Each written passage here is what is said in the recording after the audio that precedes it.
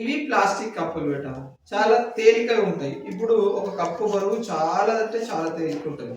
మనము ఒక 50 ప్యాకెట్లు బరువు పెడితే కూడా మనకు అవంతికి అంత బరువు రాదు, అవునా కదా? ఒకసారి కప్పు మీద నిలబెట్టు ఈజీగా దొక్కేసేది కదా, అవునా కదా? అంటే ఈమె బరువు దాని బరువు కన్నా చాలా ఎక్కువ ఉంది. ఫర్ ఎగ్జాంపుల్ మనము ఇక్కడ ఒక 15 గ్లాసులు పెట్టినాం. మనం ఇక 15 గ్లాసులు పెట్టేసి ఒకసారి ఇక్కడ చూద్దాం. 15 గ్లాసుల మీద మనం ఏం చేసినాం, ఒక చిన్న చెక్క పెట్టినాం. ఇప్పుడు అవంతిక దీనిపైన నిలబడి మధ్యలో నిలబడు. రైట్. అవంతిక దేనిపైన నిలబడ్డది? గ్లాసుల పైన. ఒకసారి దిగి పెట్టాం. రైట్. ఏమన్నా అయిందా గ్లాసులకు? ఎందుకు ఏం కాలేదు? ఈమె చాలా బరువు ఉంది కదా, ఈ బరువు చాలా తేలికే కదా, ఎందుకు పాడు కాలేకపోయినాయి? కాదు, ఈ గ్లాసుల మధ్యలో ఉన్నటువంటి ఐక్యమత్యం అన్నమాట, యూనిటీ. మనము ఓ పెద్ద శత్రువు రావచ్చు మన దగ్గరికి, ఒక పెద్ద శత్రువు ఉంటాడు మనకు, అంటే మనకన్నా చాలా బలవంతుడు, ఆయన పెద్ద ఉండి మనందరికి కొడుతాడు, చంపుతాడు అనుకోవచ్చు. అయితే మనం అందరం కలిసి ఉన్నాం అనుకో, వాడు ఏమైనా చేయగలుగుతారా?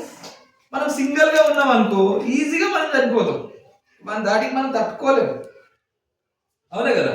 ఈ ఒక్కొక్కరు పోయి ఇప్పుడు అవంతికతో మనం పోరాటం చేయాలంటే చేస్తాయా? దాని కాళ్ళ కింద పడి నలిగిపోతాయి అన్నమాట. కానీ అందరు కలిసి ఉన్నారనుకో ఏమైతుంది? ఐక్యమత్యమే మహాబలం. అట్లనే మన దేశంలో హిందువులు, ముస్లింలు, జైనులు, బుద్ధులు, క్రిస్టియన్లు, పార్సీలు, గ్రీక్, ఇట్లా చాలా మతాలు ఉన్నాయన్నమాట. ఈ అన్ని మతాలు కలిసి ఉంటేనే ఏమవుతుంది? మన దేశం బాగుంటది. వేరేకి మనం దంగమా? దంగం. అదే హిందూ సపరేటు, ముస్లిం సపరేటు, బౌద్ధులు సపరేటు, పార్సీలు సపరేటు, క్రిస్టియన్లు సపరేట్ ఉన్నారనుకో, వేరే వాళ్ళు మనకి ఏం చేస్తారు? తొక్కేస్తారు. మన వేరే దేశం కూడా మనం నిలబడతామా? నిలబడదు.